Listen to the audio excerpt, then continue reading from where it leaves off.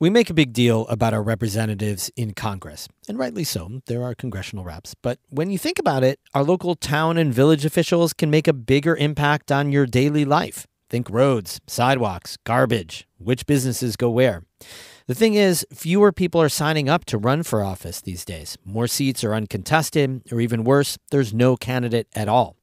As we approach Election Day, a longtime mayor in the Thousand Islands on why local government matters. That's today's story of the day.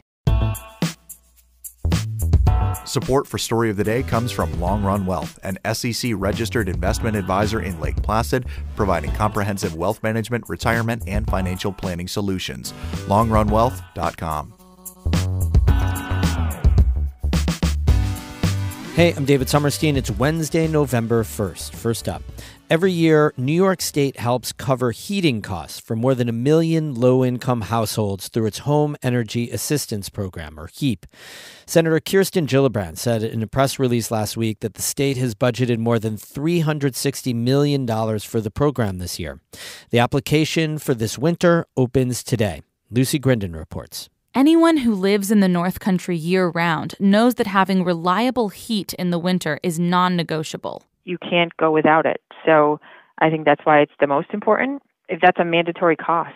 Bobby Kitts works for the St. Lawrence County Department of Social Services. She's in charge of the Home Energy Assistance Program, or HEAP for short. Lots of people in the North Country struggle to afford the fuel they need to heat their homes in the winter or to pay their electric bills. The HEAP program helps pay those bills. It provides $400 or more for eligible households that heat with electricity and $900 or more for those that heat with oil, kerosene, or propane. Program eligibility is based on income. The guidelines change every year. In the time that I've worked here, they've raised every single year. I think it's more like a cost of living adjustment. This year's monthly income cap is about $6,000 for a family of 4 and about $3,000 for people who live alone. Based on county income data from the Census Bureau, that means about half of the households in St. Lawrence County qualify. Kitts says demand is always high. About 2,000 households in the county used the program last winter. I mean, our mail increases. We're getting mail in boxes at this point. And when we open, our phone lines get really, really inundated. So we're handling more than 300 phone calls a day. You can apply by phone, by mail, or in person at your county HEAP office. When you apply, the HEAP office may also refer you to local weatherization programs that can help make your home more resilient against cold weather. Lucy Grindon, North Country Public Radio. Governor Kathy Hochul says she's asking the state's former chief judge to conduct a study of anti-Semitic incidents at some public colleges and universities. Karen DeWitt reports the goal is to find out if policies and procedures need to be changed to curb a rise of hate speech on campus. Hochul, in her remarks, addressed the rising number of incidents of hate speech and anti-Jewish threats since the conflict between Israel and Hamas militants began in early October. Jewish New Yorkers are experiencing the greatest increase in anti-Semitic hate crimes in decades.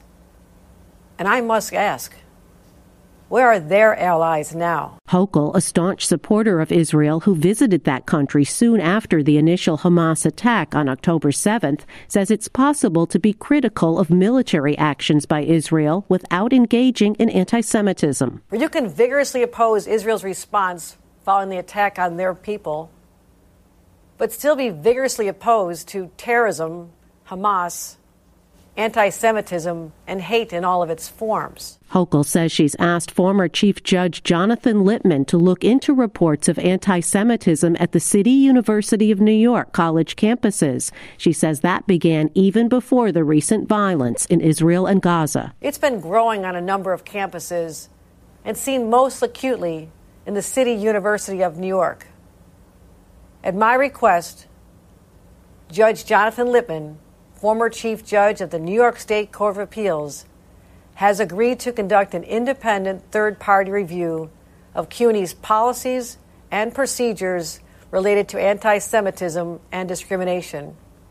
While his assessment will be focused on CUNY, his recommendations will be a roadmap for institutions across the state and the country. Hochul also announced that a suspect is now in custody in connection with the violent threats to a kosher dining hall and the Center for Jewish Living at the Cornell University campus. In Albany, I'm Karen DeWitt.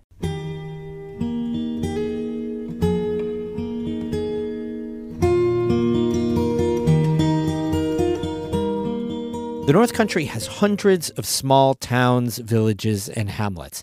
They don't have many residents, but things still have to run. Today, a story from one of those small villages, Clayton, which has had the same mayor for 16 years.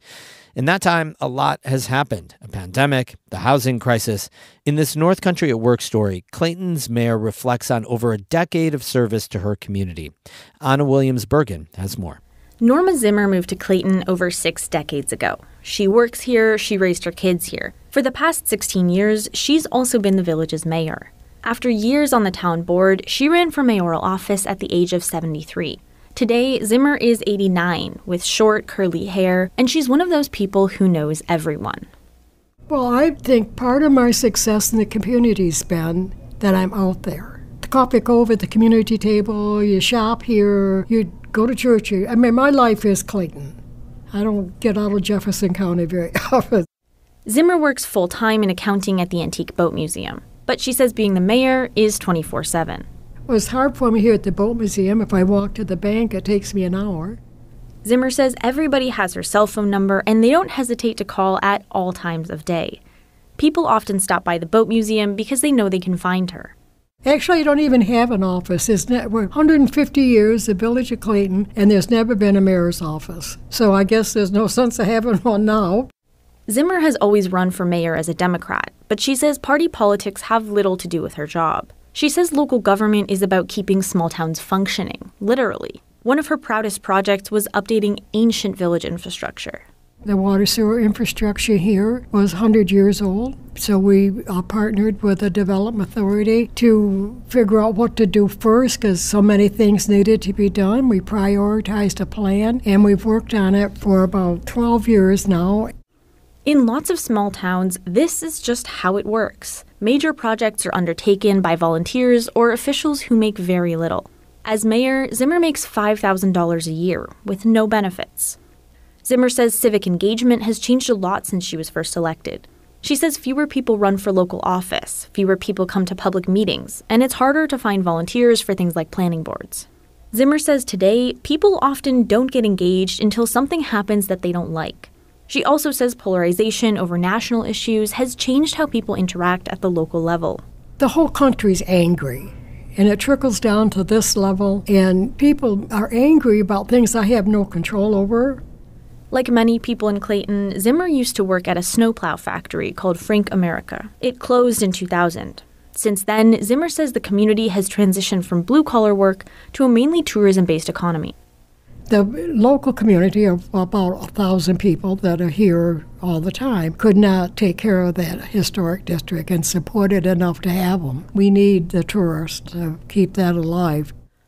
Attracting tourists while meeting locals' needs is a big part of Zimmer's job. Some things are easy, like putting on more public events that tourists and locals both enjoy.